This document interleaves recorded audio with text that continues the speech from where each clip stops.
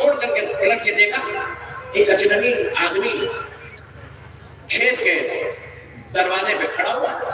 کہا کون ہو؟ کہا آپ کا نام یہی ہے؟ کہنے لگے ہاں میرا نام ہے یہ. ماجرا کیا ہے؟ کہا میں آپ سے بات پوچھنے کے لیے آیا. کہا کیا بات؟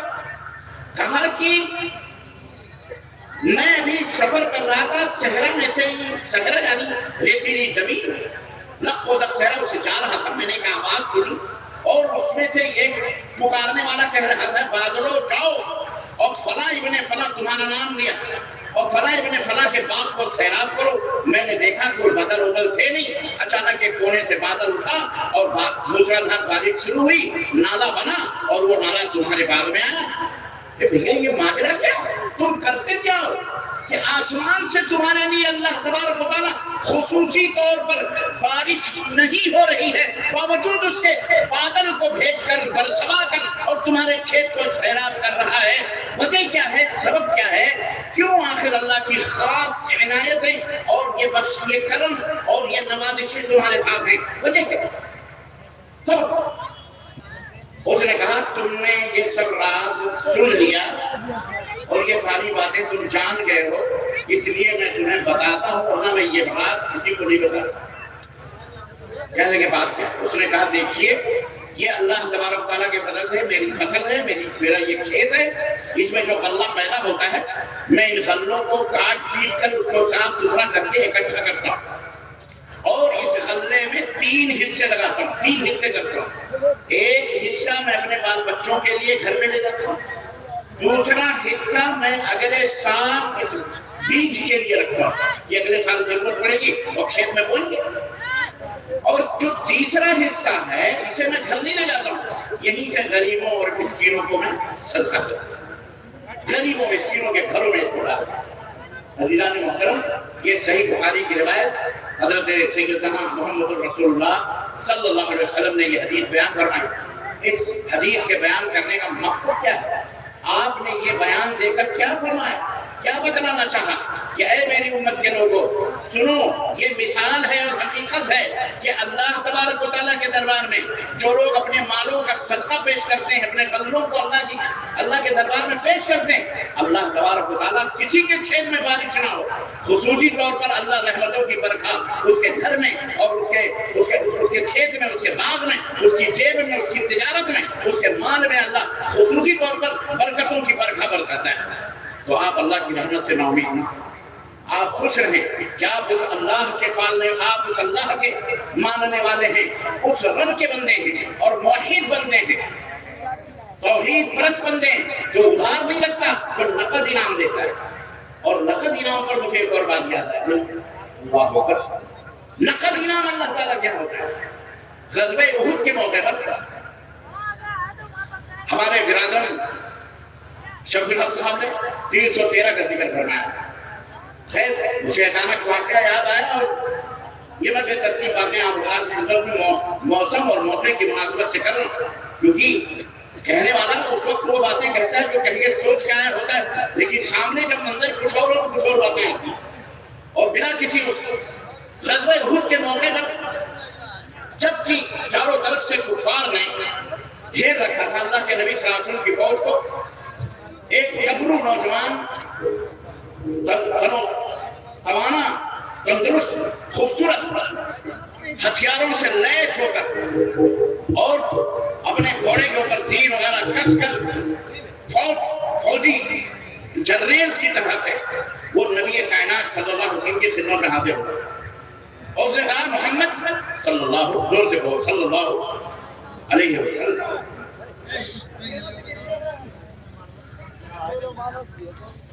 تقریب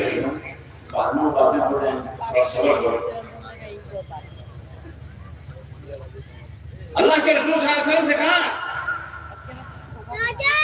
کیا دشمنوں نے آپ کو گھیرے میں رکھا ہے؟ میرے پاس ہتھیار ہے، میرے پاس میں نہایت ہی تجربے کار سپاہی ہوں، لڑاکو ہوں. میں آپ کے ساتھ جنگ کرنا چاہتا ہوں کہ آپ کے فوج میں مل کر آپ کے دشمنوں کو میں تحت تحت چھوڑ دوں.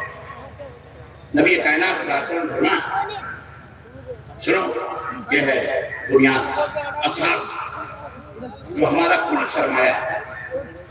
اور ہمارا کل منہج ہے کیا؟ اشہد ان لا الہ الا اللہ وانی رسول اللہ۔ نوجوان، کیا تو اس بات کی گواہی دیتا ہے کہ اللہ کے سوا کوئی معبود برحق نہیں اور میں اللہ کا رسول ہوں؟ اس بات کی گواہی دیتا ہے؟ کلمہ پڑھتا ہے؟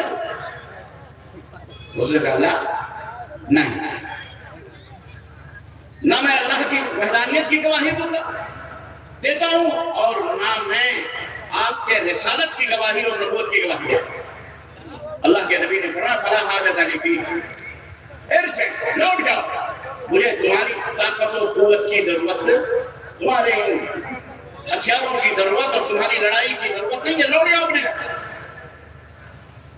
یہ منہج ہے بنیاد۔ اللہ تبارک و تعالیٰ کو ہر وہ عمل مقبول ہے، قبول ہے جو نبی کائنات صلی اللہ علیہ وسلم کی سنت کے مطابق ہو اور اس سے پہلے اللہ تبارک و تعالیٰ کی توحید ہمارے دلوں میں ہو۔ ورنہ دام تقسیمہ جو آپ کر رہے ہو نا، اور جس کے اوپر شاید کسی کو غرور بھی ہو کہ ہم نے تو ماشاءاللہ تبارک اللہ اتنا دیا، اسی بھارت کی دھرتی پر بے کلمے کے لوگ اتنے دان تقسیمہ کرتے ہیں کہ آپ خواب میں بھی نہیں سوچتے۔ جی جناب، میں نے 5-6 دن جیل میں گزارے دشمنوں کی سازشوں سے، اور ایک خصوصی چیمبر میں مجھے رکھا گیا۔ بتائیں آپ کو، وہ ایک خاص غنوں کا چیمبر جو ڈرون کہے جاتے ہیں، ان کے ساتھ رہے جاتے ہیں۔ مجھے وہاں یہ پتا چلا کہ باقاعدے دودھ ہیں، کیلے ہیں، مچھلیاں ہیں، گوشت اور پھل، فروٹ، سیب، کیلے سب جیل کے اندر آتے ہیں۔ اور میں نے پوچھا کہ کہاں سے آتے ہیں، کون دیتے ہیں؟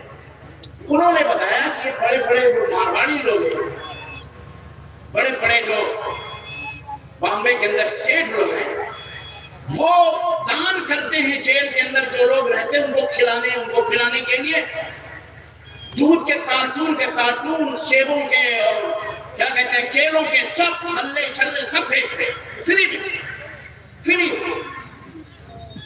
ہم کبھی جیل کے دروازوں پہ کبھی گئے، ہم نے کبھی سوچا ہمارا بھائی کوئی جیل میں ہے، چلو اس کے گھر والوں کو 1 کلو چاول سپلائی کر دیں یا 1 لیٹر دودھ دے دیں تو دینے والے، لیکن بہرحال ان کا وہ دام، ان کے وہ دچھڑے، ان کے وہ تمام سب چیزیں کلمہ توحید کے نہ ہونے کی وجہ سے وہ اللہ کے غضب اور اللہ کے غصے کو کبھی مٹا نہیں سکتی۔ یہ بات بھی ہے، لیکن اللہ تبارک و تعالیٰ دنیا میں ان کو کوئی اس کے بدلے میں بدلا دے دے، وہ بات الگ ہے، وہ اس کی مرضی ہے، لیکن آخرت میں ان کے لیے کوئی حصہ نہیں۔ اللہ کے رسول صلی اللہ علیہ وسلم نے ایک مزاج دیا، یہ ایک تعلیم دی ہے اپنی امت کو کہ کبھی اپنی کمزوری کا احساس تمہیں ہو اور کوئی غیر تمہیں طاقت دینے کے لیے آئے اور اب وہ واقعی وہ تمہارے منہج، وہ تمہارے عقیدے، وہ تمہاری فکر، وہ تمہارے دین کے اوپر نہ ہو اور تمہیں ڈاؤٹ محسوس ہو، اس کی ضرورت نہ کریں۔ اللہ کے نبی نے ایک ذہن دیا ہے امت، اس نے کہا اور اگر میں کلمہ پڑھوں اور اگر میں آپ کو اللہ کا رسول معلوم کروں، آپ نے فرمایا ویلکم، تمہارا سواگت ہے، اہلا و سہلا مرحبا۔ اس نے جب اتنا سنا کہا ٹھیک ہے، اشہد ان لا الہ الا اللہ واشہد ان محمد رسول اللہ۔ وہ نوجوان اس نے کلمہ پڑھ لیا اور لڑائی میں شریک ہو گیا، پشتوں کے پشتے ڈالے، اس نے لڑائی زبردست کری، اور جب جنگ ختم ہوئی تو اللہ کے نبی صلی اللہ علیہ وسلم نے فرمایا کہ لاشوں کو اکٹھا کیا جائے۔ تو لاشیں جمع کی گئی تو اس نوجوان کی بھی لاش انہی لاشوں کے اندر نکلی جسے کلمہ پڑھا۔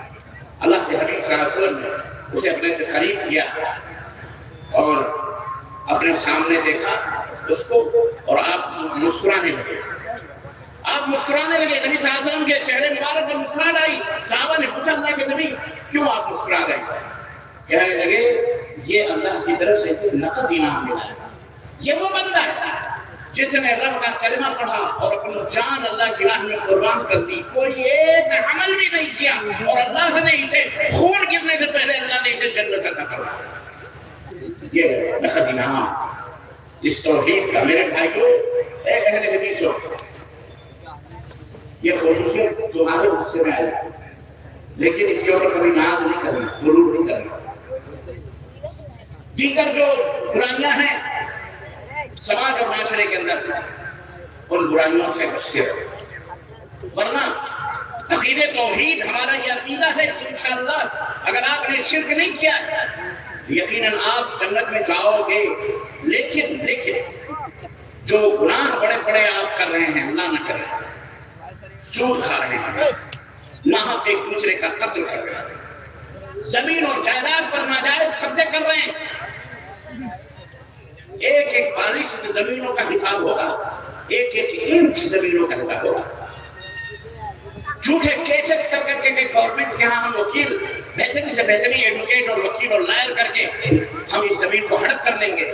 دنیا میں تو تم ہڑپ کر لو، دنیا کی عدالتیں تمہیں تمہارے حق میں فیصلے دے دیں گی، لیکن ایک عدالت ہے جس کے اوپر ہمارا اور تمہارا ایمان ہے، اور وہ ہے خالق کائنات کی عدالت،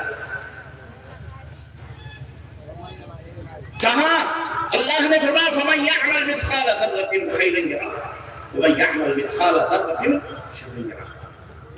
ذرہ برابر بھی، ذرہ برابر ذرہ ریت کا ذرہ، اس کے برابر بھی اگر آپ نے نیکی کی ہے تو بھی دیکھو گے اور برائی کی ہے تو بھی دیکھو گے۔ اور یہ جو زمینوں کا کاروبار حاصل ہے، یہ ریئل اسٹیٹ والے ایک ہی زمین کو 10 دفعہ بیچتے ہیں۔ آپ نے فلاں کو بیچی، رجسٹریشن اس میں غریب نے نہیں کروائی ابھی کسی وجہ سے، آپ نے دوسرے کو فائل بیچ دی، دوسرا قبضہ کر لیا، تیسرا قبضہ کر لیا، اور اس طرح سے کما رہے ہیں، کھا رہے ہیں، حرام۔ اللہ کے رسول صلی اللہ علیہ وسلم فرمایا کہ قیامت کے دن وہ بندہ آئے گا اور اس کے گردن میں 7 زمینوں کا طوق ہوگا۔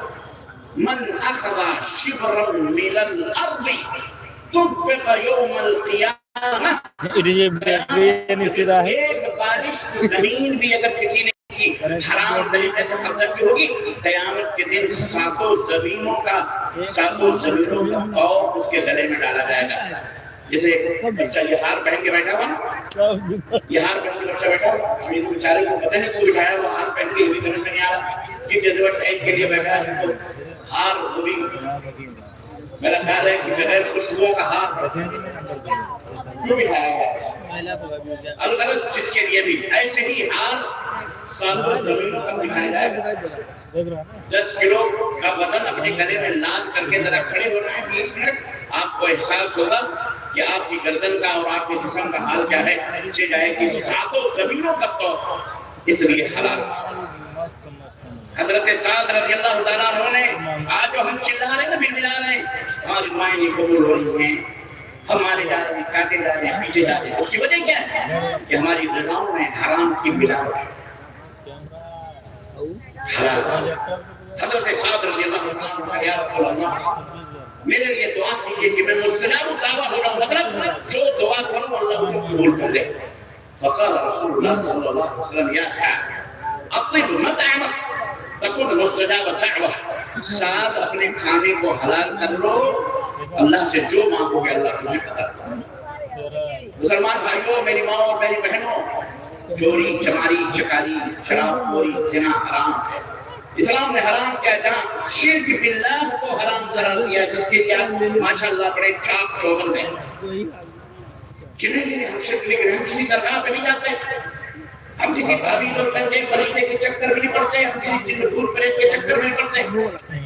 ہم نے سنا آپ کے گردوار میں یہ چکر شروع ہے، کوئی مولوی ہے باقاعدے وہ تعویذ اور گنجے اور پلیتے بھی کر رہا ہے، اور یہ دھیرے دھیرے تمہاری آنے والی نسلوں کو برباد کرنے والی شیطان کا پورا ایک گیم چل رہا ہے۔ اس لیے خواب سرگوش کی نیند نہ رہو، علماء کرام حضرات زندہ رہو، مسجدوں کے اندر شرک کے خلاف، بدعت کے خلاف، ہر تقریر کے اندر یہ ضرور ہونا چاہیے، جیسے ہر کھانے کے اندر نمک ہوتا ہے اسی طرح ہر درس، ہر خطبہ، ہر تقریر کے اندر شرک کے خلاف، شرک کی حقیقت، بدعت کے خلاف، بدعت کی حقیقت، اس کو کھول کھول کے بیان کرو، اس کو ایسے ہی بیان کرو، شرک نہ کرو، شرک نہ کرو. جو شرک کرتا ہے وہ بھی کہتا ہے کہ میں شرک نہیں کرتا.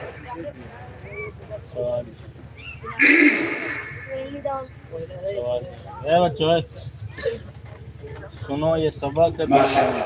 ابھی تو حفاظت کی بات ہے، یہ تو اللہ کو جزائے خیر، مجھے اس کی اطلاع نہیں تھی. تو خیر ماشاءاللہ عزیزہ کے محترم، میں نے تو کل جو مجھے کہنا تھا، میں نے جو باتیں تھی کہتی تھی، اور آج بھی موقع ملا تھا تبرکاً میں بھی شریک ہو گیا اس اجر میں. اللہ آپ لوگوں کو جزائے خیر دے. میں اپنے مشائخ اور علماء کا شکر گزار ہوں. ابھی طلبہ کی دستار بندی بھی ہونا باقی ہے، یہ میرے لیے بڑی سعادت کی بات ہے، اور آپ کے لیے بھی. اور تقریریں اتنی ہیں، آپ سنتے ہی رہتے ہیں. صرف اس کے اوپر عمل کرو، عمل کر لو تو انشاءاللہ عمل سے زندگی بنتی ہے. جنت بھی جہنم بھی خاک کی اپنی فطرت میں نوری ہے، ناری ہے. اور غلط کہنے کا مطلب یہ ہے کھانے حلال کرو، اپنے عمل کو سنت کے مطابق کرو، اپنے ایمان اور عقیدے کو شرک کی گندگیوں سے پاک و صاف کرو. میری ماں بہنوں، کبھی یہ چکروں میں نہ جانا. یہ شیاطین ہیں جو بیٹھے ہوئے ہیں، جو تمہیں تمہارے بچوں کو جہنم کی طرف لے جائیں گے. اللہ سے دعا کرو کہ اللہ تبارک و تعالیٰ ہمیں اور آپ کو قرآن و سنت کی صحیح تعلیمات پر عمل کرنے کی توفیق عطا فرمائے. ہمارے علماء کی، موحدین کی، مبلغین کی، مدرسین کی، ہمارے اداروں مدارس کی توحید و سنت کی تعلیمات کے اوپر جو مبنی ہے، اللہ ان کو قائم و دائم رکھے. آمین یا رب العالمین. وصلی اللہ علی نبینا محمد وعلی آلہ وصحبہ اجمعین. السلام علیکم ورحمۃ اللہ وبرکاتہ. تشریف رکھیں. سوالات ہیں کچھ، ان سوالوں کے سوالات مختصر جواب، اور اس کے بعد علماء کے ہاتھوں طلبہ کی دستار بندی انشاءاللہ. نہیں مذاق ہے. جزاک اللہ. جی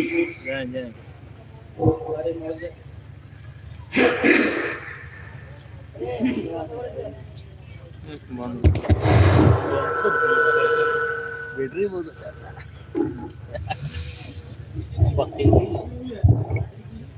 گیا. دوستوں، جیسا کہ ابھی میں نے آپ لوگوں کو حضرت والا کا خطاب سے پہلے بتلایا کہ کچھ سوالات ہیں وہ اہل اسٹیج کے جانب سے حضرت سے کیے جائیں گے، اور ان کے شرعی جوابات کیا ہیں وہ انشاءاللہ العزیز ابھی آپ لوگ مدلل و مفصل سماعت فرمائیں گے.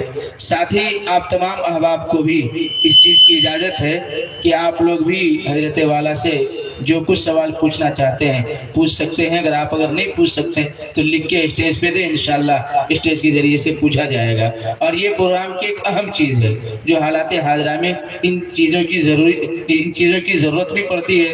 تو اس لیے اگر حضرت والا کی اجازت ہو تو میں کچھ سوالات حضرت والا سے کرنا چاہتا ہوں. کیا کر رہا ہے؟ سب سے پہلا سوال ہے، اگر میں نے کسی کی زمین یا پھر کسی کا حق کھایا ہے اور میں نے کچھ سالوں بعد اگر توبہ کر لیا ہے تو پھر کیا میری عبادت قبول ہوگی؟ کیا میری توبہ قبول ہوگی؟ دیکھیں، حق دو طرح کے، ایک حقوق اللہ اور حقوق العباد. اللہ کا حق نماز، روزہ اور اس کی عبادت و بندگی ہے، اور بندوں کا حق اللہ اپنا حق توبہ کرنے پر بھی معاف کرے گا، اور بغیر توبہ کے وہ چاہے تو معاف کرے، اس کی مرضی. لیکن جو بندوں کا حق ہے، جو آپ نے کسی کی زمین لی ہے اور سوچا کہ بس لے لو اور اس کے بعد توبہ کر لو، ختم نہیں. وہ زمین اس صاحب حق کے اوپر جب تک لوٹاؤ گے نہیں، وہ مال، گھڑی ہو، موبائل ہو، سائیکل ہو، کار ہو، گھر ہو، زمین ہو، جائیداد ہو، جب تک جو جس کا آپ نے حق مارا ہے، جب تک اس کو وہ حق نہیں دیں گے تب تک ایک توبہ نہیں، پورے دنیا کی مسجدوں میں توبہ کر لیں، خانہ کعبہ کا جلال پکڑ کے توبہ کریں، پھر بھی وہ توبہ قبول نہیں ہوگی. اب آپ کہہ سکتے ہیں کہ صاحب وہ آپ بندہ مر گیا تو اس کی اولاد کو دے دو، جھگڑے کا خطرہ ہے کسی بہانے دے دو، المہم اس کے گھر تک اس کے حقوق اس میں پہنچاؤ، تبھی آپ کی عبادتیں بھی قبول ہوں گی اور آپ کے خوراک بھی قبول ہوں گے، حلال ہوں گے، ورنہ اللہ تعالیٰ کے اس کی سزا ملے. جی شیخ محترم، دوسرا سوال ہے، 4 رکعت والی نماز میں پہلے تشہد میں درود شریف پڑھنا کیسا ہے؟ یہ بھی ثابت ہے اللہ کے رسول صلی اللہ علیہ وسلم، کیونکہ امام احمد بن حنبل رحمۃ اللہ علیہ فرماتے ہیں کہ یہ واجب ہے. حالانکہ جمہور اہل علم کا یہ وہ ہے کیا کہتے ہیں قول ہے کہ سنت ہے، پڑھ لے کوئی حرج نہیں ہے، واجب نہیں ہے، واجب آخری تشہد میں. تیسرا سوال ہے شیخ محترم، کہ نماز شروع کرنے سے پہلے بسم اللہ کہنا کیسا ہے؟ نماز شروع کرنے سے پہلے بسم اللہ نہیں، نماز شروع کرنے سے پہلے اللہ اکبر تکبیر تحریمہ، اور اس سے پہلے دل کے ارادے کا نام نیت، جو قصد اور ارادہ ہے وہ نیت نہیں کہ نیت کرتا ہوں میں 4 رکعت نماز پڑھ وقت اللہ تعالیٰ، جو بعض لوگ کرتے ہیں وہ بدعت ہے۔ آپ گئے ہیں وضو بنا کر کے ظہر کا ٹائم ہے، عشاء کا ٹائم ہے، فجر نماز پڑھنے عشاء کی یا سنت ظاہر اس سے پہلے پڑھیں گے، تو دل کا جو ارادہ ہے اسی کا نام نیت۔ آپ نے جو ارادہ کیا کہ اب فجر کی اقامت ہوگی، فجر میں شامل ہو رہے ہیں نماز میں، یا عشاء کی ہوگی تو عشاء میں شامل ہو رہے ہیں، یہی ارادہ آپ کا، یہی نیت ہے۔ زبان سے کہنا یہ بدعت ہے، دائیں فلاں بائیں فلاں، اوپر آسمان نیچے زمین، امام یہ وہ، یہ سب بکواس ہے۔ البتہ یہ نیت قصد اور ارادہ، اور اس کے بعد اللہ اکبر تکبیر تحریمہ، اور اس کے بعد وہ جو ثنا پڑھتے ہیں سبحانک اللہم وبحمدک یا اللہم باعث بینی، یہ دونوں ثابت ہے اللہ کے نبی صلی اللہ علیہ وسلم سے، اور اس کے بعد اعوذ باللہ بسم اللہ اور سورہ فاتحہ۔ یہ طریقہ ہے نبی کریم صلی اللہ علیہ وسلم کی نماز۔ جی یہ شیخ محترم چوتھا سوال ہے، اور یہ سوال انتہائی اہم ہے حالات حاضرہ کے اعتبار سے، کہ سوشل میڈیا کی کمائی جس کو ڈاکٹر ذاکر نائک صاحب حرام قرار دیتے ہیں، تو قرآن و سنت کی روشنی میں اس کی وضاحت فرمائیں۔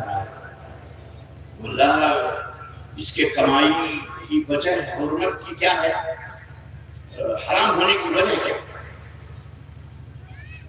تو اگر کوئی وجہ ہے حرام ہونے کی تو بتایا جائے، ورنہ آج یہ سوشل میڈیا کے ذریعے الحمدللہ علماء کی، مشائخ کی تقریریں، ان کے کلپس اور ان کے فتاوے پوری دنیا میں نشر کیے جاتے ہیں، اس سے فائدہ ہو رہا ہے۔ لیکن حرمت کی وجہ کیا؟ تحریم کی۔ اگر ڈاکٹر صاحب یہ بتاتے تھے تو ٹھیک، کیا وجہ ہو سکتی ہے؟ مجھے تو نہیں معلوم کیا وجہ، اسے حلال ہے وہ انشاءاللہ کوئی حرج نہیں ہو سکتا۔ جی شیخ بولے تو اس میں ایڈ آتے ہیں، کبھی غلط غلط ایڈ آتے ہیں، اسی لیے کمپنی اپنی ایڈ دیکھیں حرام کسی وجہ سے ہوتی ہے، کوئی چیز اور کوئی چیز بتاتے خود حرام ہوتی ہے۔ اگر آپ نے کوئی کام ایسا کیا ہے جس جو حرام کا نہیں، اب اس میں بعد میں کوئی چیز ادھر ادھر سے الگ سے اس کو ڈال دی گئی، تو وہ اس کا ذمہ دار وہ ہے جس نے وہ کام کیا ہے، اس کا ذمہ دار آپ تھوڑی ہیں۔ سمجھ میں بات آ رہی ہے؟ وہ ہے جی۔ شیخ محترم پانچواں سوال ہے، کیا عیسائی یا یہودی کا ذبیحہ ہم کھا سکتے ہیں یا نہیں؟ اگر وہ بسم اللہ کہہ کر ذبح کرے، یا پھر ان کی لڑکیوں سے ہم شادی کر سکتے ہیں یا نہیں؟ کیا بات ہے، پہلے اپنی بیٹیاں بیاہو اور اپنے گھروں میں بیاہنے والی کون سی شادیاں کرو، یہاں نہ یہودی ہے نہ نصرانی نہ کرسچن ہے، کہاں اس کے چکر میں پڑے ہوئے ہو۔ ویسے اللہ تبارک و تعالیٰ نے قرآن کریم میں اجازت دی ہے، طعامکم حل لہم وطعامہم حل لکم، اس طرح سے ہے یہ سورہ انعام میں ہے کہ تمہارا کھانا ان کے لیے حلال ہے اور ان کا کھانا تمہارے لیے حلال ہے۔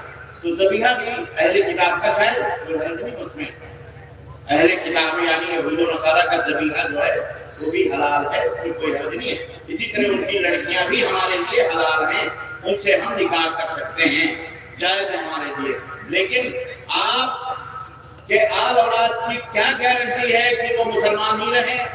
اگر آپ کو اس بات کا خطرہ ہے کہ ہمارے بچہ یہودی ہو جائے گا یا نصرانی ہو جائے گا، ظاہر اس کی ذمہ دار آپ ہوں گے اور اس کا گناہ آپ کے سر پہ آئے گا۔ اس لیے اہل علم نکاح ان سے نکاح کرنے سے بچنا چاہیے، لیکن اگر ایسا کوئی معاملہ پڑ جائے تو کوئی حرج نہیں، جائز ہے، قرآن نے جائز کیا، اللہ نے جائز کیا، رسول نے جائز کیا، ہم نہیں اس کو منع کر سکتے۔ لیکن بہرحال حالات کے حساب سے آپ اپنے قدم کو بڑھائیں۔ یہودی عورت ہے یا کرسچن عورت ہے، اگر آپ نے نکاح کیا ہے تو آپ اتنا بھی آپ اس کے اوپر زبردستی نہیں کر سکتے کہ وہ مسلمان ہو، کیونکہ لا اکراہ فی الدین، دین اسلام میں کوئی بھی زور زبردستی نہیں۔ ہاں یہود و نصارہ کے علاوہ دیگر مجوسی سے، آپ کے پجاریوں سے، دیگر غیر مسلموں سے اسلام کے اندر نکاح عام ہے۔ نہ ان کی لڑکیوں سے نکاح آپ کے لیے درست ہے، نہ آپ کے لڑکوں کا نکاح ان کی لڑکیوں سے، نہ آپ کی لڑکیوں سے، مسلمان کی لڑکیوں سے کفار اور کفار کی لڑکیوں سے مسلمان، کفار کی لڑکیوں سے غیر مسلمین، قطعاً ان سے شادی حرام ہے، ان سے شادی نہیں ہو سکتی۔ لیکن یہود و نصارہ کی لڑکیاں ہمارے لیے حلال ہیں۔ ہاں ہماری لڑکیاں ان کی شادی ان سے نہیں ہو سکتی کیونکہ وہ ہمارے نبی کے اوپر ایمان نہیں لاتے۔ اس لیے اسلام نے اپنی لڑکیاں مسلمان لڑکیاں یہود و نصارہ کے لڑکوں سے شادی نہیں کر سکتی. وہاں چھٹا سوال ہے شیخ محترم، سود کے پیسے سے کیا علاج و معالجہ کروا سکتے ہیں؟ جیسے ہمارے علاقے میں عام طور پہ کوئی آدمی ایسا ہے جس کے پاس پیسے نہیں ہیں اور اچانک اس کے گھر میں کوئی بیمار اگر ہو گیا تو وہ کسی سے اگر پیسے قرض مانگتا ہے تو ان کی طرف سے ڈیمانڈ ہوتا ہے کہ تم سود پہ لے جاؤ. 100 روپے کا 115 روپے دینا پڑے گا ایک مہینے کے بعد.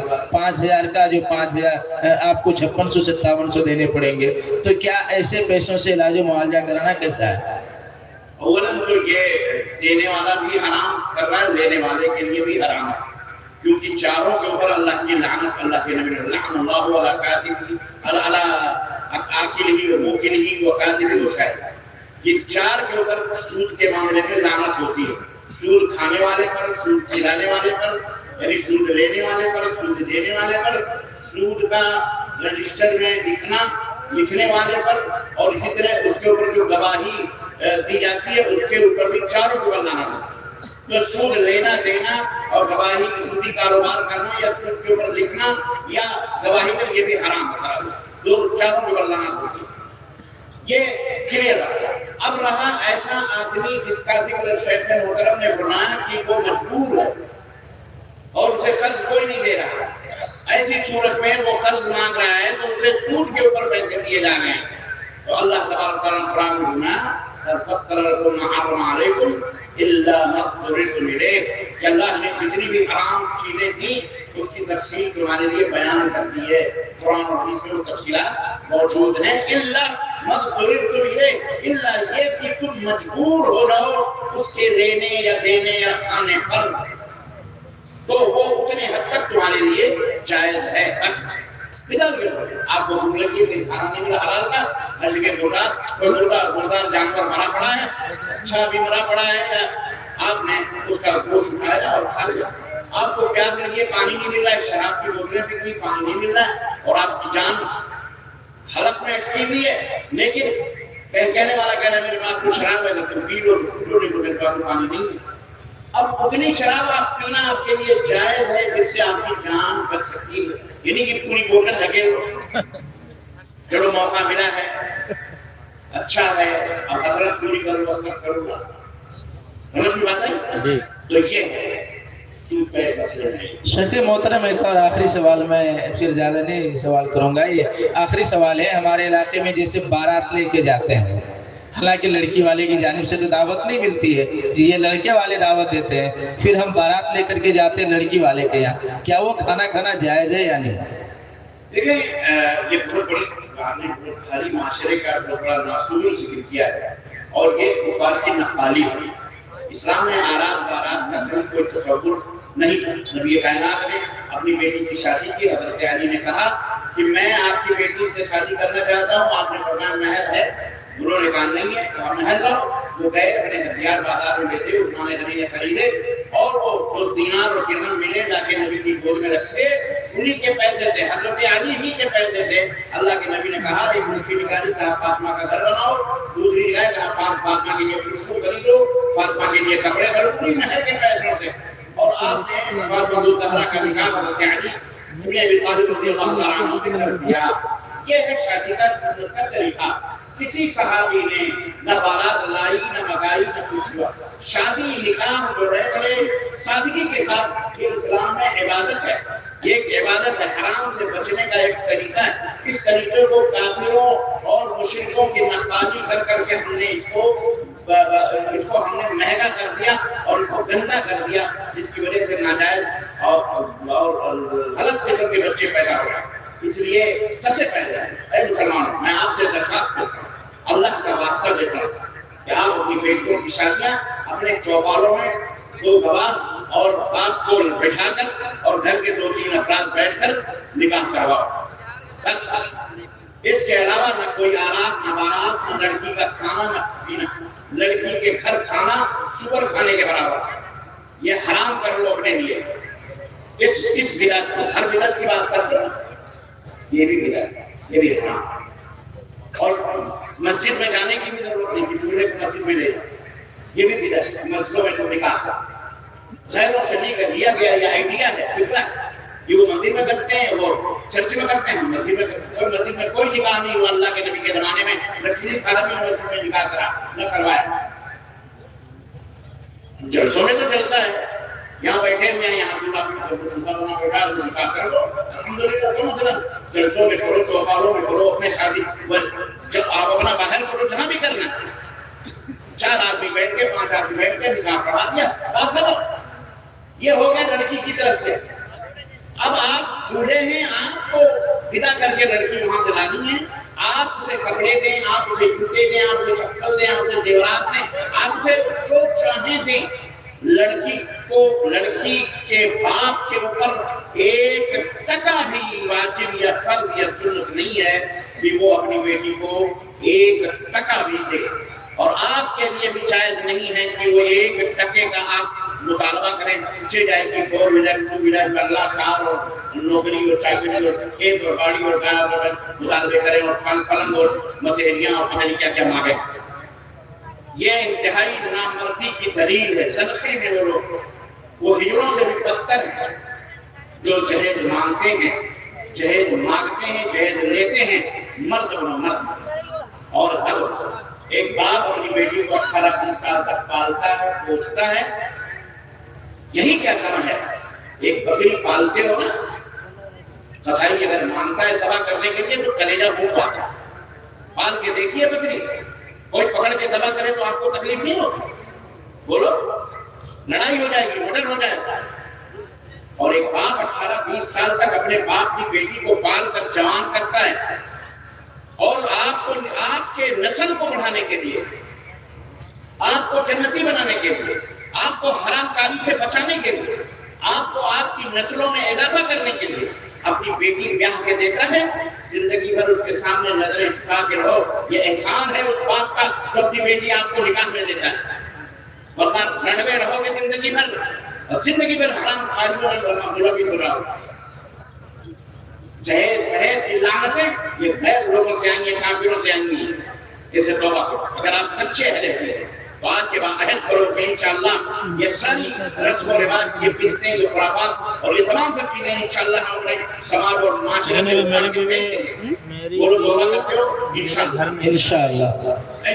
شیخ محترم، ایک اور سوال شیخ مظہر صاحب کی طرف سے ہے کہ ہمارے سماج کے اندر ابھی ایسا بھی ہوتا ہے کہ باپ کی طرف سے لڑکیوں کو وراثت نہیں دی جاتی ہے، صرف شادی کر دی ہے، شادی کرنے کے بعد جو بھی ان کا یہ ہوتا ہے سب ان کے بچوں میں، بیٹوں میں تقسیم کیا جاتا ہے، ان کی بیٹیوں کو کچھ نہیں ملتا ہے۔ یہ بھی بڑی بیوی چھوڑ کے چلی گئی۔ یہاں اس نقطے کو بھی میں ذہن میں نکل گیا تھا، اس بات کو یاد رکھیں، ایک شادی میں 4 لاکھ 10 لاکھ جو بھی آدمی خرچ کرتا ہے، آپ کیا سوچتے ہیں ایک بیٹی کی شادی آپ نے دے دی یا کسی کے مانگنے پر آپ نے 4 لاکھ 10 لاکھ 20 لاکھ جو بھی دے دیا، آپ کیا سوچتے ہیں کہ وہ اس میں کسی آپ کی اولاد کا حق نہیں ہے؟ قیامت کے دن وہی بیٹا وہی اولاد گریبان پکڑ کے پوچھیں گے آپ سے، اور اللہ وہ حصہ دلائے گا جو آپ نے بیٹے کا حق مان کر دیا اور جہیز کے نام پر بیٹی کو دیا ہے۔ بچے چھوٹے چھوٹے یا بڑے، بہن کی شادی ہو رہی ہے، چپ چاپ ہیں کیونکہ باپ دے رہا ہے، لیکن وہ بھی بیچارے کما کما کے باپ اور ماں کے اعزاز اور ذمہ داری میں دے رہے ہیں، لیکن وہ حق کس کا ہے؟ آپ کا ہے، چلو ٹھیک ہے، آپ کی پراپرٹی، آپ کی جائیداد، آپ زندہ ہیں تو کسی اولاد کو چاہے بیٹا ہو یا بیٹی آپ 1 انچ بھی زیادہ نہیں دے سکتے۔ اگر آپ نے 1 بیگھے زمین بڑے بیٹے کو دی ہے تو 1 بیگھے زمین بیٹی کو بھی دینا ہے، چھوٹے کو بھی 1 بیگھے دینا ہے، تیسرے کو بھی 1 بیگھے دینا، چوتھے کو بھی 1 بیگھے دینا، عدل کرنا ہے، عدل انصاف۔ لیکن اگر آپ مر گئے تب وہ حصہ وراثت کا بٹتا ہے کہ بیٹی کو 1/3 ملتا ہے، 2 حصہ لڑکوں کو ملے گا، 1 حصہ بیٹی کو ملے گا، وہ مرنے کے بعد۔ لیکن زندگی میں تو یہ زندگی میں جو آپ شادیاں کر رہے ہیں اپنے بچوں کی، بچیوں کی، اور پوری دولت اٹھا کر کے دے رہے ہیں 1 بیٹی کو یا 2 بیٹی کو، 3 تو لڑکوں کا حق جا رہا ہے، اس کا بھی سوال آپ سے قیامت کے دن اس کے بارے میں بھی آپ سے پوچھا جائے۔ نمبر 1۔ نمبر 2، اور جو وراثت پہ حصہ نہیں آپ دے رہے ہیں اپنے بچوں کو، یا وہ بھائی لوگ جو اپنی بہن کو حصہ نہیں دے رہے، یاد رکھو، یاد رکھو، یاد رکھو، یاد رکھو، قیامت کے دن وہ حصہ تمہارے گلے کی ہڈی بن کر کے آئے گا اور تمہارے گلے نہ پہ جائیں گے۔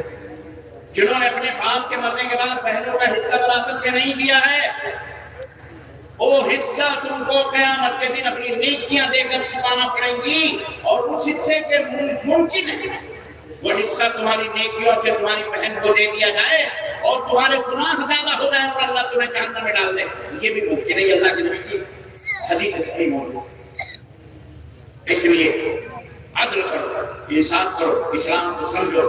اسلام کسی کے باتیشے اطفال نہیں ہے، بچوں کا کھلونا نہیں ہے۔ اسلام کو سمجھو، یہ شہادت کہے الفت میں قدم رکھنا ہے۔ لوگ آسان سمجھتے ہیں مسلمان بنو، سچے مسلمان بنو۔ بیٹیوں کا حصہ آپ زندگی میں تو نہیں، لیکن اولاد کو اپنے وصیت کر جاؤ کہ بیٹا میری یہ پراپرٹی ہے، اتنے بیگھے زمین، یہ کھیت ہے، یہ گھر ہے، ایک ایک چمچے بدلیں گے، ایک ایک چمچے بٹیں گے۔ ہمارے باپ کے مرنے کے بعد ساری سمپتی ماں لے کے بیٹھ جاتی ہے نا، اس ماں کے لیے بھی حرام ہے وہ سمپتی لے کے بیٹھ جانا اور بچوں، میرے بچے بڑھ جائیں گے، میرے بچوں کے لیے کوئی اچھا بچہ کچا نہیں ہے۔ باپ کے مرنے کے بعد وراثت تقسیم ہو اور سب کو اس کے حصے ملے، بہن کو بھی حصہ دیا جائے۔ آپ کو اگر بک جائے گا گھر ہم کہا جائے نہیں ملو، گھر بیچو، پیسے بانٹو، یہ اسلام ہے، یہ دین ہے۔ اللہ تعالیٰ سب کو روزی دینے والا ہے۔ تمہارے اوپر ذمہ داری نہیں ہے کہ سارے بھائی جو بیکار بیٹھے گھوم رہے رومال باندھ کر کے تیل لگا کر کے سروں کے اوپر کہ تم ان کو پالو، ان کو پوسو، غالب ہو گئے خلاص۔ ہاں بہن ہے، اس کی ذمہ داری بھائیوں کے اوپر ہوتی ہے کیونکہ وہ ان کے سرپرست ہیں، ان کی شادی کریں، وہ اخلاقی ان کا فرض بنتا ہے۔ یہ اس کی پراپرٹی جو ہے، بچنے کے بعد اس کی جو جائیداد ہے اس کی حفاظت کریں اور اسی کی جائیداد سے یا اپنے پیسے سے اس کی شادی کریں اور اس کی جائیداد سیو کریں۔ یہ ہے اسلام۔ ہمارا رسم و رواج، ان کا رسم و رواج، باپ داداؤں سے یہ ہو رہا ہے، فلانے سے ہو رہا ہے، یہ اسلام نہیں ہے۔ اسلام کو سمجھو، اللہ ہمیں اور آپ کو اس کی توفیق اور سمجھ ہے۔ آمین۔ شیخ محترم، دونوں کا حصہ برابر ہے یا کم و بیش، لڑکا لڑکی کے حصے میں؟ لڑکا لڑکی زندگی میں برابر۔ آپ باپ زندہ ہے، جب وہ بانٹے گا تو برابر برابر بانٹے گا۔ 10 روپیہ لڑکی کا تو 10 روپیہ لڑکے کا تو 10 روپیہ لڑکی کا۔ 4 لڑکیاں 4 لڑکے تو 40 10 روپے اس کے 10 روپے۔ لیکن اگر باپ مر گیا، باپ بغیر تقسیم کے، اور زندگی میں تو وراثت تقسیم نہیں ہوتی، وراثت کہتے ہی ہیں اس چیز کو کہ مرنے کے بعد اس کو تقسیم کیا۔ تو جب باپ مر گیا تو اب اس میں حصے لگیں گے۔ ماں کا حصہ لگے گا 8واں، 100 روپے 8واں حصہ ماں کا، سنو جس کو کہتے ہیں، اور پھر اس مال کو 3 حصوں میں تقسیم کیا جائے گا۔ 2 حصے لڑکوں کے اور 1 حصے لڑکی۔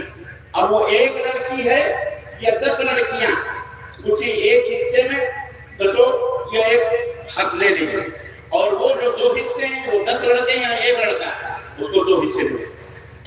یہ ہے چمچے ایون اگر وہ کہیں سے میڈل وڈل پایا ہے سونے چاندی کے تمغے، یا وہ بھی بٹیں گے۔ اس کی بھی اگر کوئی بھائی کہتا ہے مجھے یہ چاہیے، ٹھیک ہے، اس کی قیمت لگاؤ، اس کی قیمت کو 1/3 میں تقسیم کرو۔ ماں کو 8واں حصہ، بہن کو 1 حصہ، بھائیوں کو 2 حصہ، چمچے تک بٹیں گے۔ آپ یہ نہ سوچو نہیں بٹوارا ہو جائے گا تو دھیلی ٹوٹ جائے گی، ٹکڑے ہو جائیں گے، غریب ہو جائیں گے۔ کتنے بانٹے نہ بانٹے ہوئے تھالیاں لے کے بھیک مانگ رہا، گھر میں سب ٹربل ہو رہی ہے، ایک دوسرے کا مرڈر ہو رہا ہے، خون ہو رہا ہے۔ موت سے اور بٹوارے سے کوئی نہیں بچتا۔ مسلمانوں ایموشنل جذباتی زندگی میں جیو، حقائق کی روشنی میں آؤ، اسلام کی روشنی میں آؤ۔ اسلام یہ اللہ اس سے راضی اور خوش ہوگا۔ اس سے یہ حرام معاشرہ اس طرح سے بگڑتا ہے، اس لیے اپنی بیٹیوں پر اس سے لگاؤ۔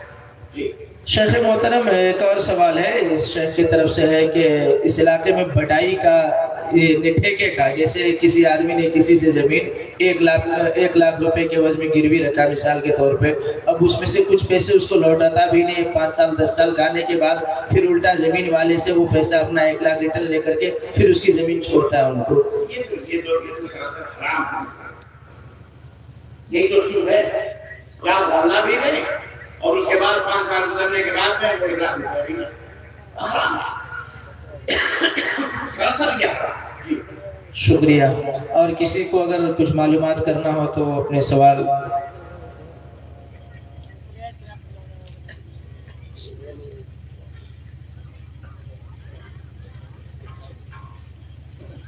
ایک اور سوال شیخ محترم نے لکھ کر کے دیا ہے کہ ہم تراویح کی نماز جو 2 رکعت کر کے پڑھتے ہیں کیا ایک ہی ساتھ 4 پڑھ سکتے ہیں؟ اللہ کے رسول صلی اللہ علیہ وسلم نے صلاۃ اللیل کو فرمایا، اللہ کے نبی صلی اللہ علیہ وسلم نے فرمایا کہ رات کی نماز 2 رکعت، 4 رکعت کا اکٹھا کہیں اللہ کے نبی سے ثبوت نہیں ہے۔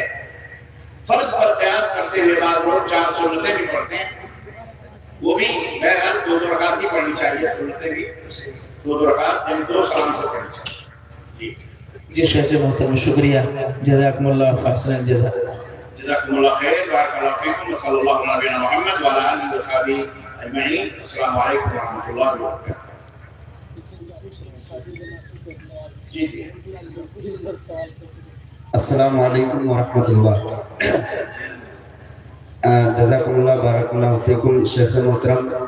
بڑا اہم سوال اور وہ یہ ہے کہ میت کی طرف سے قربانی کرنا کیسا ہے؟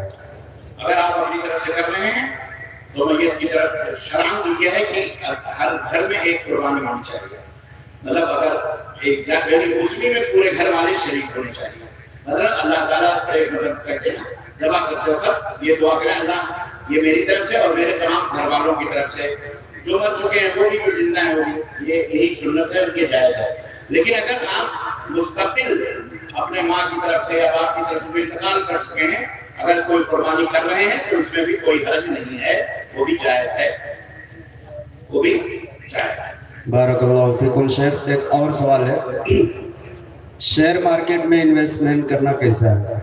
شیئر مارکیٹ اگر وہ سودی کمپنی ہے، سود کے اوپر کمپنی ہے یا حرام چیزیں بیچ اور دے رہی ہے شراب کی کمپنی ہو حرام چیزوں کی، تو ایسی کمپنیوں میں شیئر خریدنا شیئر بیچنا یا یہ حرام۔ البتہ حلال پروڈکٹ ہے، کوئی کمپنی ہے جو حلال پروڈکٹ ہے جیسے مثلا ریئل اسٹیٹ حلال طریقے سے دیتی اور بیچتی ہے، یا پلوں کی کمپنی ہے یا حلال طریقے تو اور سود نہیں ہے تو بے شک جائز ہے اس کے اندر شیئر کرنا اور شیئر کو لینا اور دینا اور بیچنا۔ شیخ محترم ایک ہمارے ساتھ میں ایک یہ ضعیف الطبع انسان انہوں نے سوال کیا ہے کہ میں نے 50 سال پہلے ایک زمین خریدی تھی لیکن زمیندار نے ہم کو رجسٹری نہیں کیا، الٹا وہ اپنی زمین کو بیچ رہا ہے، تو پھر کیا ہمارے اوپر کچھ ہوگا یا انہی کے اوپر صرف ہوگا؟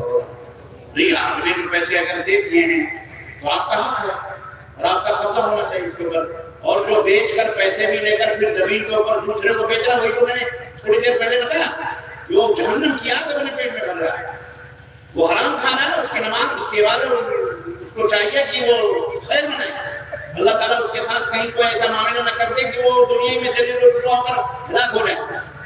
اس لیے اللہ تعالیٰ نے اسے مہلت دی ہے، صاحب حق کو اس کا حق واپس کر دے عزت کے ساتھ، اور کوئی گورنمنٹ اسے جنت میں نہیں لے جا سکتی، نہ کوئی فیصلہ اسے حرام کو حلال کر سکتا ہے، یہ بھی یاد رکھو۔ گورنمنٹ کے لاکھ حرام کے حلال کروا لو، وہ فیصلہ کوئی فیصلہ سپریم کورٹ اللہ کے رسول ہے، سپریم کورٹ وہاں جو فیصلہ سپریم آتا ہے وہ ہے۔ شیخ محترم ایک اور سوال ہے کہ کیا جنازے والی نماز میں عورتیں شرکت کر سکتی ہیں کہ نہیں؟ بے شک کر سکتی ہیں، ہر نماز میں عورت شرکت کر سکتی ہے، عید میں، بقرعید میں، جمعے میں، جنازے میں بے شک کر سکتی ہے اور کرنا چاہیے۔ اللہ کے رسول صلی اللہ علیہ وسلم کے جنازے میں عورتیں شریک تھیں، صحابہ اکرام کے زمانے میں یہ سلف کر دیتا عورتیں شریک ہوتی تھیں۔ خدا امام ابن تیمیہ رحمۃ اللہ علیہ کے جنازے میں 3.5 لاکھ عورتیں، اور اس کی وجہ یہ تھی کہ وہ 3 طلاق کے مفتیوں نے جو 3 طلاق عورتوں کے اوپر واجب کری تھی، امام ابن تیمیہ رحمۃ اللہ علیہ نے قرآن حدیث سے ثابت کیا کہ ایک ہی ہوتی ہے، اس کی وجہ سے عورتوں کے گھر بس گئے، خوشیاں اپنی ان کے یہاں، تو بڑی عزت اور تقریر تھی۔ تو شیخ محترم اس کے لیے پردے کا انتظام ہوگا یا وہ ایک ہی ساتھ مردوں کے سب کے پیچھے؟ وہ خود پردے کر کے آئیں گی، اگر پردے کا انتظام آپ کر سکیں تو ٹھیک ہے، مسجد کے اندر جنازہ ہو رہا ہے یا میدان میں ہو رہا ہے تو جائیں، وہ آپ انتظام کرتے ہیں اس کے لیے، اگر وہ پڑھنا چاہتے ہیں 2 4 10 20 جو بھی ہے کہ عورتیں مسجد میں اگر ہو رہی ہے جنازے کی نماز، الحمدللہ مسجد میں جو عورتیں ان کا خاص مقام تو ہے، خاص جگہ، اور ویسے پردہ نہ بھی وہ خود بھی مطلب کھڑی ہو رہے ہیں، اور لوگ جو ہے خود کیا کہتے ہیں نماز کے وقت وہ اپنا چہرہ کھول دیں گے اور نماز پڑھیں گے، جب امام سلام پھیر دے تو اپنے نقاب کو گرا دیں۔ یہ جب عورت پردہ کرنا چاہے تو اللہ کی قسم اس کو چہرے کے بال کو بھی کوئی سر کے نہیں دیکھ سکتا، اگر وہ کرنے پہ آ جائے تو، اور پردہ نہ کرنے پہ آئے تو آپ کو پتہ ہے کیا کیا کر رہی ہے آج کل مرد وہ حرکتیں نہیں کر رہا جو آج عورت کرتے ہوئے پھر رہی ہے. آپ کے جو ٹخنے نہیں دکھ رہے ہیں اس کی تو رام اور رام کے اوپر کی چیزیں بکنیوں تک آ گئی اور اس سے بھی کہاں کہاں بزرگ بچے ہنس رہے ہیں. یہ مولوی صاحب بیان فرما رہے ہیں ویڈیو میں دیکھتے ہیں کہ بچے یہ آتا ہے کتنے آپ کو اللہ ہدایت عطا فرمائے. دنیا سے یہ ہے ذلت و رسوائی. تو شکریہ شیخ محترم، جزاکم اللہ خیر الجزا. شیخ کچھ کہہ. السلام علیکم ورحمۃ اللہ. ویسے تو شیخ اس سے پہلے جو کاغذات میری طرف حوالہ ہو، میرے سوالات نہیں تھے جی، میں نے پیش کیا تھا، بچے جو لکھ کے پیش کیے تھے. میرا سوال یہ ہے کہ شیخ اپنے یہاں تقریباً 99% تقریباً کہا جائے تو ہر گھر میں یہ ماحول ہے کہ والدین کی موجودگی میں کوئی ایک بیٹا، دو بیٹا، چار بیٹا، جس کے جتنے ہوتے ہیں، کوئی چھوٹا ہے کوئی بڑا ہے، کماتے کم و بیش ہے، کوئی زیادہ کمائے کوئی تھوڑا کمائے، کوئی کمایا ہی نہیں. لیکن والدین یہ کرتے ہیں کہ جب بٹوارا کرتے ہیں تو وراثت کی طرح اولاد میں کمائی، بیٹوں کی کمائی سب کو برابر کر دیتے ہیں. تو کیا مطلب وہ درست ہے؟ دیکھیں اس سلسلے میں ایک قاعدہ اللہ کے رسول صلی اللہ علیہ وسلم نے ایک موقع پر ایک قاعدہ بیان کیا. بوڑھا باپ، ایک لڑکا نبی صلی اللہ علیہ وسلم خدمت میں آیا اور اس نے اپنے باپ کی شکایت کی کہ میں جو کماتا ہوں اپنے باپ کو دیتا ہوں اور میرا باپ اسے پھونکتا ہے، یعنی اڑا دیتا ہے، خرچ کر دیتا ہے. تو اللہ کے نبی نے کہا اچھا ٹھیک ہے. ان کو بٹھایا اور کسی صحابی کو کہا جاؤ اس کے باپ کو بلا کے لاؤ. آپ جانتے ہیں اس کے باپ وہ ایک مدینے کا بہترین شاعر اور ادیب شخص اور صحابی رسول.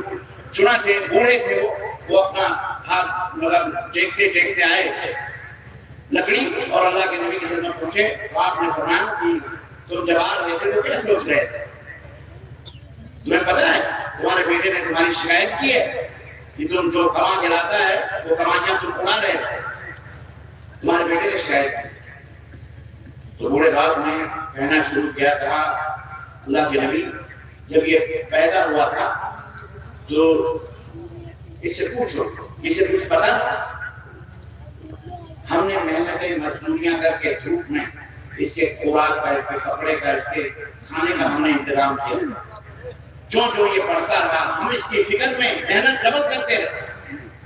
دھوپ ہو، سردی ہو، گرمی ہو، بارش ہو، صحرا ہو، جنگل ہو، پہاڑ ہو، ہم کاٹ کاٹ کر اس کی ماں بھی محنت، ہم بھی محنت، اس کو پالتے ہوئے چلنے لائق بنایا. اپنی پکڑ کے اس کو چلنا سکھایا، اس کو بولنا سکھایا. یہ بول نہیں سکتا.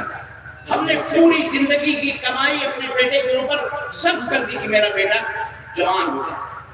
اے اللہ کے نبی میں کماتے کماتے کماتے کماتے بوڑھا ہو گیا. اب میرے ہاتھوں میں سکت نہیں ہے.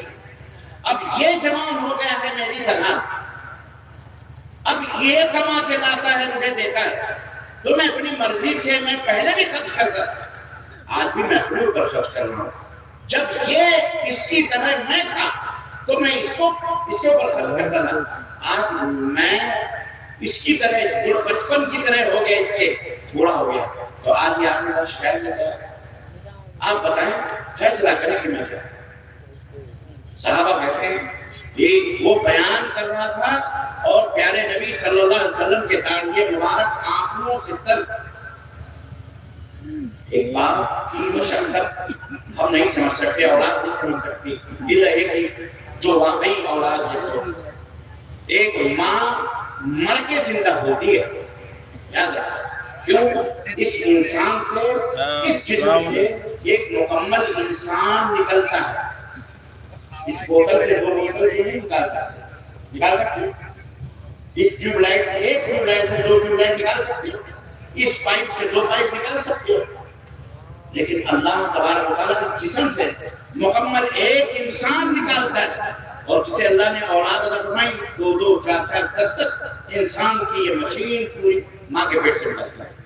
مر کے جیتی ہے اور باپ رات اور دن محنت کر کے تمہارے کھانے پینے کپڑے لتے سب کا انتظام کرتا ہے. ارے اس کے احسان کو تم نہیں چکا سکتے، نہیں چکا سکتے. اس لیے اولاد کا جو اس وقت اللہ کے نبی صلی اللہ علیہ وسلم نے ایک قاعدہ بیان کیا جو اسلام کا بڑا اصول ہے اور سارے اہل علم اس بات کو اس وقت آپ نے فرمایا سن اے لڑکے تو اپنی باپ کی شکایت لے کے آیا سن لیا تیرے باپ نے تیرے تعلق سے کیا بیان کیا یہی حقیقت اور سچائی سن الولد ومالہ لأبی لڑکا اور اس کا مال بیٹا اور اس کی پوری جائیداد اس کی پراپرٹی اس کا مال اس کے باپ کس کا ہے اس کے باپ کا ہے بولو تم جو کماتے ہو اپنے باپ کو لا کے دو وہ باپ تمہارا بنا رہا ہے بگاڑ رہا جو بھی کر رہا ہے اس کے مرنے کے بعد جو کچھ بھی ہے تمہارے باپ کا تھا اس میں آپ خالی بہن سے تقسیم کرو ہاں اگر باپ نے آپ کو اپنی زندگی میں آپ نے کوئی فرم قائم کیا کوئی کمپنی قائم کی اور باپ نے کہا بیٹا کوئی بات نہیں تو کر لے دے رہا ہے کوئی کر لے وہ تمہارا ہے اس میں باپ کا عمل دخل نہیں ہوگا لیکن اگر باپ نے کہا اس میں اپنے بھائیوں کو دے تو آپ کو دینا چاہیے اپنی بہن کو دے یا آپ سے مانگا اس نے دینا ہے یہ ہے لیکن اگر آپ کما رہے ہیں اس طرح کا کمائیاں آ رہی ہیں آپ کے ہاتھ میں آ رہی ہیں تو خلاص وہ آپ یہ زمینیں خرید رہے ہیں آپ کے لیے گھر بنا رہے ہیں اس میں سارے بھائیوں کا حصہ ہے جو پیدا ہوئے ان کا بھی جو ابھی پڑھ رہے ہیں ان کا بھی سب کا اس میں انشاءاللہ ٹھیک ہے شکریہ